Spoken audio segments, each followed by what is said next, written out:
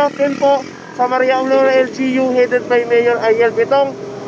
Sir, Mayor, baka pwede naman pong maayos ito. Yan, as you see po, nandito po ako sa kabundukan ngayon ng Maria Aurora. Baka pwede pong pakilagyan ng early warning device, no? Mga 10 meters. Shoutout sa contractor neto. Wala man lang kayong nilalagay na safety warning device. Ano ba gusto nyo mga sir? May madisgrasya? Ano ba trip nyo? May sumemplang? May sumalpok? At hindi nyo inaayos yung gawa nyo? Eh mga kapatid, no? Kasi sa mga ganitong lugar, kung nakikita nyo, bundok po ito. So most likely paggabi, mga boss amo, napakadilim dito. Pero yung trabaho nyo, iniiwan nyo na ganyan. So yung kinakabuhay nyo, pero hinahayaan yung unsafe sa mga gumagamit ng pampublikong kalsada.